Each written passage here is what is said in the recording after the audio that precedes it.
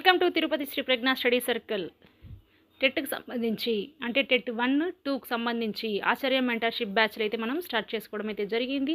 దీని యొక్క ముఖ్యమైన థీమ్ ప్రణాళిక మాది, మార్కులు మీది. ఎందుకు ఇలా అంటున్నామంటే సిలబస్ ఎక్కువ ఉంది, బోల్డ్ అన్ని సిలబస్ ఉంది. ఎలా చదవాలి, ఎక్కడి నుంచి చదవాలి, సిలబస్ కంప్లీట్ చేయగలమా, అసలు ప్రాక్టీస్ చేయగలమా, ప్రశ్నలు ఎలా ఉంటాయో అని ఆలోచించే వాళ్ళకి ఎటువంటి తడబాటు లేకుండా, ఎటువంటి ఇబ్బంది లేకుండా మేమే ప్రణాళిక వేసి ఇస్తున్నాం. షెడ్యూల్ మాది. మీరేం చెయ్యాలి? చదవాలి, చదవాలి, చదవాలి, పరీక్షలు రాయాలి, రాస్తూనే ఉండాలి, మార్కులు పెంచుకునే దారిలో అయితే మీరు వెళ్ళాలి. అందుకే ప్రణాళిక మాది, మార్కులు మీది. ఇందులో ఆల్ సబ్జెక్ట్స్కి సంబంధించినటువంటి వీడియో క్లాసులు ఉన్నాయి. అప్డేటెడ్ లైవ్ నోట్స్ అంటే దీన్ని మీరు డౌన్లోడ్ చేసి చదువుకోవచ్చు. తర్వాత ఆ నోట్స్ చదువుకొని ప్రతిరోజు ఎగ్జామ్ అనేది మీరు ప్రాక్టీస్ చేయాలి. దానికి సంబంధించి మళ్ళీ రివిజన్ చేసి గ్రాండ్ టెస్ట్లు కూడా రాయాల్సి ఉంటుంది. అయితే ఇప్పుడు కంటెంట్ ఒకసారి మనం చూద్దాం. ఇక్కడ అద్భుతమైన సెల్ఫ్ కేస్ స్టడీ ఉంది. ఇక్కడ ఆఫ్లైన్లో వచ్చే వాళ్ళకైతే దీన్ని ఇక్కడ పక్కాగా ఫాలో అవుతారు. మీరు ఆన్లైన్లో ఉండి ఇంట్లో చదువుతున్నారు కాబట్టి దాన్ని మీరే జాగ్రత్త పడాలి మీకోసం మీరు. తర్వాత ఆల్ సబ్జెక్ట్స్ వీడియో క్లాసెస్ కూడా ఉన్నాయి. నోట్స్ చూద్దాము. ఇక్కడ చూడండి, అన్నీ పెట్టున్నాం. సైకాలజీ, ట్రైబ్ method, civics, Telugu, physics, biology, geography, English, ఏదైతే అవసరమో అన్నీ ఉన్నాయి ఇక్కడ.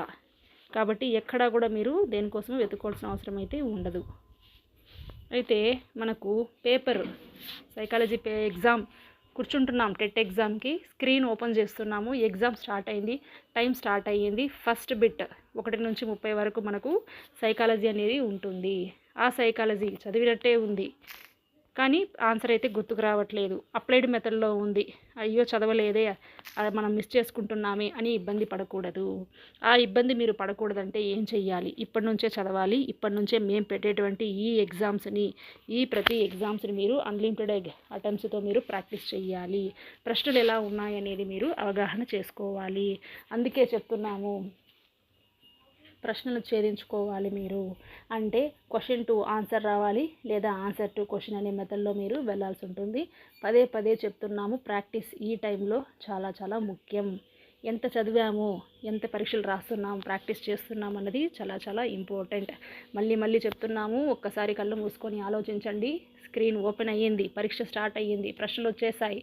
అయ్యో చదవలేదే, మనము ఇబ్బంది పడుతున్నామే, చదువుంటే బాగుండు అని ఫీల్ అవ్వకూడదంటే ఏం చెయ్యాలి? ఇప్పటి నుంచే గట్టిగా అయితే చదవాలి, పరీక్షలు అనేది ప్రాక్టీస్ చేయాలి.